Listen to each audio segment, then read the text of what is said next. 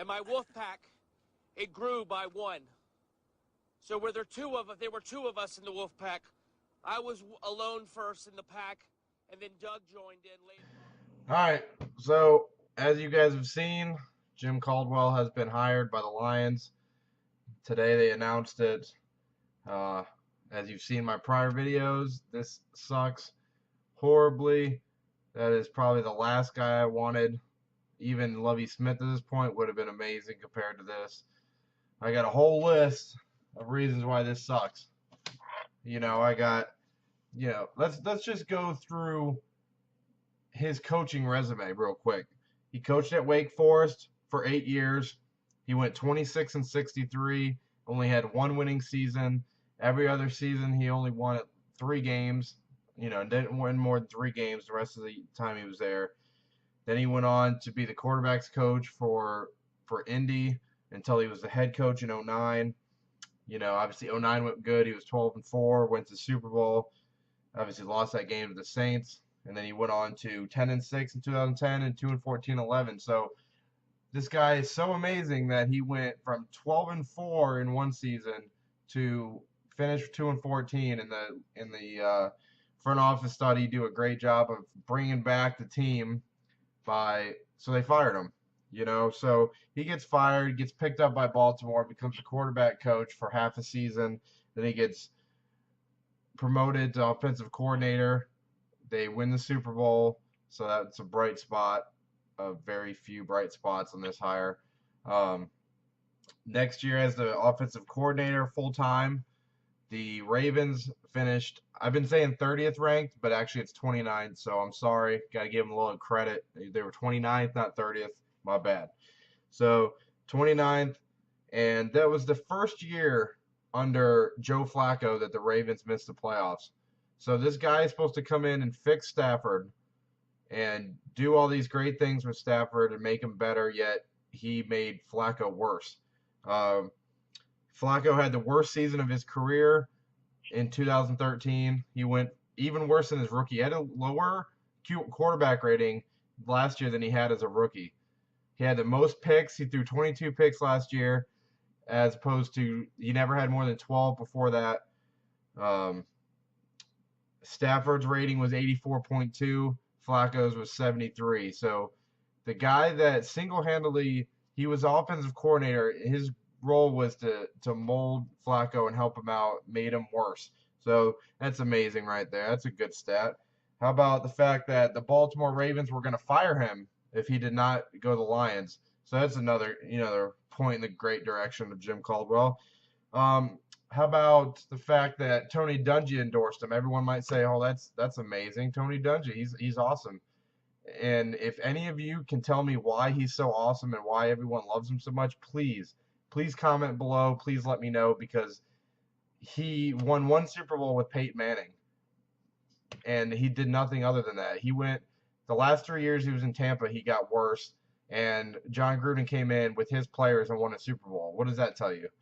So I don't know why everyone's so much on Tony Dungy. He wasn't that good. He won 1 Super Bowl, and other than that, he had a losing record in the playoffs. So getting endorsement by that guy, to me, is actually probably worse than it is any good. But that's all the bad things about Jim Caldwell, which is a huge list, and all the things that matter. The only good thing, he brought him to the Super Bowl, obviously, like I said. I've heard other people say, hey, give him a chance. He might surprise you. It might be the Lloyd Carr effect. If you don't know, Lloyd Carr was a defensive coordinator under Michigan. Michigan's defense sucked, and then they promoted him, and obviously Lloyd Carr went on to a good season. So maybe there's that. Maybe he just sucked at his job, and he'll be a great head coach. I mean, that usually happens, right? When you suck at a lower level and you get promoted, you usually do really good, right? Yeah, so he brings with him Bill Lazor. He was the Philadelphia quarterback coach, so he'll be the offensive coordinator. And then Terrell Austin was the Ravens defensive back coach. He is now the defensive coordinator. So he brings along a couple inexperienced people to come with him. This just feels like we lost out on who we wanted to get, and this was the scrap heap. This is what was left. And really, the Lawan and Mayhew said that they don't succeed this year, this is a hire to win now. So the guy that can't do a good job at what he already does, he has to win now, or everyone's gone, because the front office got one more chance at this point. So if they don't succeed and go to the playoffs this year, then they're all gone. If they fire the GM and the president, guess what? They're going to fire Caldwell as well. So I really, unless something completely surprises me, I think this is a 1-year thing. So that's kind of, for me, that's a silver lining. The only good things, other than him going to the Super Bowl and winning that one, he has another championship ring. He was under Dungy when they won. That's me as a Lions fan. That's me ranting, and this is the calm version. If this video would have been shot 8 hours ago, this would be laced with swear words and everything else. So, but let's hear from a outsider's perspective. What do you think about this horrible hire, Sean? Mr. Crowley. I think from the ownership perspective, this was what they probably consider a safe move. They're bringing a guy in that has head coaching experience. He's been on various staffs. He coached in college, like you mentioned, for a while. Didn't have a lot of success there. But if you want to think positives to this, Peyton Manning has accredited a lot of his success from the development he got from Caldwell. So I don't know how much you want to chalk up to that, but there has been some positive endorsements there. I do think that the ownership opted for a safe option. Like you said, they kind of spared the GM and the president for one more year. I think for the Lions, everyone talks about the talent that the Lions have and how they keep underachieving. In the NFL, your shelf life is very short. Yep. So I think it's one of these deals where they're bringing in a somewhat cautious, safe choice that they know has been in Super Bowls, has been on the big stage.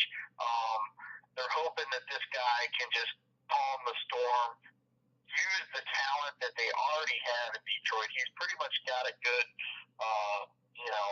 selection of players there on the roster. We all know he's got a couple phenomenal athletes, including Calvin Johnson, who could turn out to be the best wide receiver ever. I mean, who knows? His career's still young. Yep. But I just think that they made a cautious choice. They're playing for one more year. Something better could happen for the Lions next year, or I think they're going to blow this whole thing up, and who knows? Then it might be starting from ground zero. But I don't know. Safe choice. I don't think it's the end of the world. You're definitely looking at it, you were disappointed in who they got, but, who knows? Give it time, see how they do in the draft, see how they start coming together in camp, and, the Lions could be successful. I mean, if you want to be honest, going down the stretch, something was missing for the Lions. You attended a couple of the games, and you told me they had no energy. There was nothing there.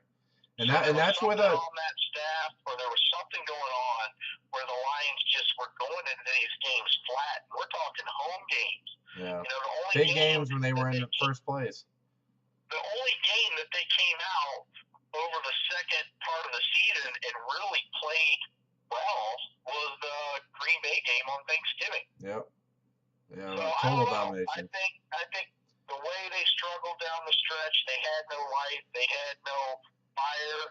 I don't know. Maybe Caldwell can bring something back to them. So I hope so. But how much is a 58-year-old coach with no prior success gonna just bring all that emotion and all? I don't understand. Like, I get what you're saying. Maybe that'll jumpstart him. But the guy was known in Indy to be in the cardboard coach. The guy just stood there and just had this dumb look on his face most of the time, like he had no idea what was going on. So I mean, it's just not inspiring whatsoever. I don't think it's going to take advantage of what we need. So we get Caldwell because Wisenhunt, decided to go to Tennessee. There's reports that it's because he wanted a 3-4 defense, and we said no, we want a 4-3. There's also reports that they gave him $1 million more per year than what the Lions were offering. And then the last one I heard was Wisenhunt was worried about the cap space. Now, that scares me because I already knew that they had they were rough in the cap space, but that's what people are saying why Baltimore struggled, because they ran out of cap space because they had so many superstars, and after Super Bowl they got rid of a bunch, and gave so much money to Flacco. So how is this any different? And Baltimore was, to be honest, they were brutal this year. Yeah, I don't know. I think the cap space issue, I mean, almost every team in the league can talk cap space. It's not an issue that's unique to one team. I mean, coming from a Redskins perspective, they had a $18 million cap penalty this year and the previous year, along with the Dallas Cowboys. So I think a lot of teams struggle with the cap space. Some of these coaches are looking at going into the draft, kind of having availability to get the players they want, but you're never really going to have that option. You're just going to have to go out there and get the most out of the players you have. Yeah. So he's got a good staff. He's got to win with the staff that's in place. He's not going to be able to go out and get a bunch of other players for the Lions. He's going to have to win with the players they have on the field now. Yeah, I agree. It just, last thing about the cap, if you guys don't know, about a third of the cap space next year is allotted to 3 players: Stafford, Calvin, and Sue. We're still feeling the pains of sucking during the end of the bloated rookie contract. So it's going to be tough. But like I said before, they're going to be, it's this year or bust basically. If they don't go to the playoffs and they don't win a game, I think it's done. I don't think going to the playoffs is going to be enough. And that may sound grim, and this may change, but this is a rapid reaction for a reason. This is emotional. This is the first thing that came to my mind. And I'm a numbers guy, and I look at the numbers, and I just don't understand how incompetence gets rewarded. But I guess that's status quo in Detroit. But we'll wrap this up. Any last things you guys say about this, Sean? No, all I can say is just time's going to tell. By this time next year, we're going to know exactly how this whole thing panned out. Yep. All right, guys. And, I want to mention that if this does work out and the Lions go deep in the playoffs, trust me, I will be the first one to put my foot in my mouth. And then I swear I'll take that foot out of my mouth, I'll grab my gun, and I'll shoot those flying pigs. That way, hell has some kind of kindling because it just froze over. So, hope you guys have a good one. Go Lions and go Skins. All right, guys. Peace out. All right, man. You sound like someone just stomped on your puppy tonight.